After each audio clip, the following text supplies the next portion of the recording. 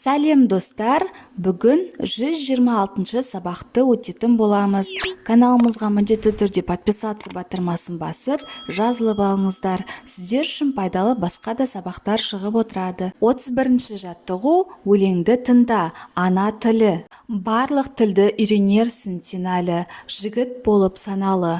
Қайда жүрсең өз еліңді ұмытпа, өз еліңнің туын көтер жоғары. Мен анамды ұғындым деп мақтанам, тілім білдім, жырым білдім сақтаған.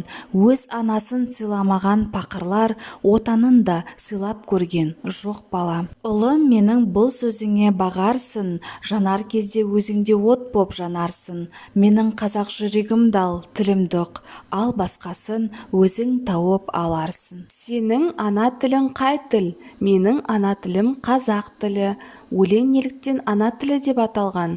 Өлеңнің ана тілі деп аталу себебі қазақ тілі туралы айтылған.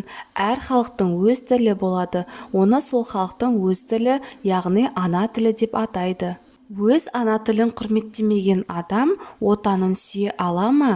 Өз ойымен бөліс. Біз өз тілімізге үлкен құрметпен қарауымыз керек. Көптеген ғасырлар бойы бізге аманат етіп жеткізген тілімізге, салт дәстүрімізге үлкен жауапкершілікпен қарауымыз керек.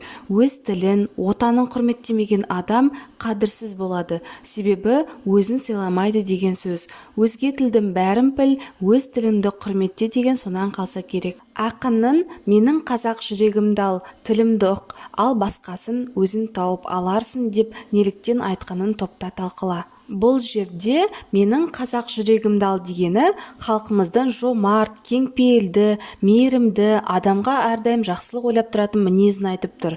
Ал тілімді ұқ дегені сөзге шешен, даналыққа толы айтар ойы бар қазақ тілін бойыңа сіңіріп өс дегенін түсіндірген.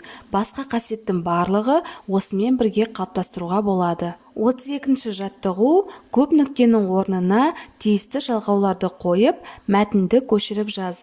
Қазақстанда мемлекеттік тіл қазақ тілі. Мұнда бірнеше ұлт өкілдері тұрады. Олар бір-бірімен тату.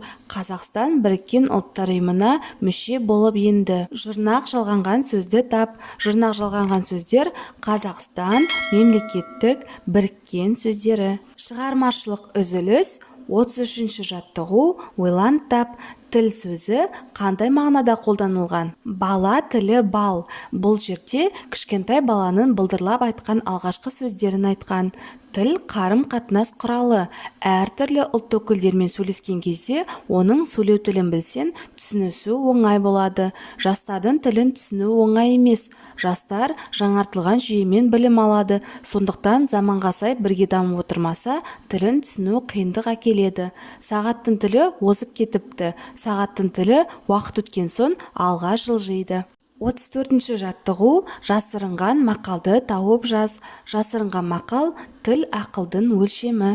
35-ші жаттығу кім көп біледі ойыны. Ойынның шарты ана тілі туралы мақал-мәтел айтыңдар. Ең көп мақал-мәтел айтқан оқушы жеңімпаз болады. Тіл достықтың алтын көпірі. Өз тілің бірлік үшін, өзге тілің тірлік үшін. Туған тіл қыдырын, туған ел тұғырын. Ана тілің 60 тілге татиды. Ат жүйрігі айырады, тіл жүйрігі қайырады. Атағыңды өсіретін де, өшіретін де тіл. Жалтақтамай өзге тілді ұлысқа, ең алдымен өз тіліңді дұрыста. Сөз көмек, тіл құрал. Тіл мәдени қазынаның қайнар бұлағы. Ұлттың қуаты тілінде. Халық үшін өзге тілде сөйлеу қауіпті емес, өзге тілде ойлау қауіпті. Ана тілін білген кісі бір кісі, екі адамде екі тілдің білгіші. Әдеп пен адамгершілік ана тілден нәр алады. Осымен біздің сабағымыз аяқталды. Каналымыз пайдалы болған болса, лайк басып тіркеліп қойыңыздар. Жаңа видеолар сізге бірінші болып көрінеді.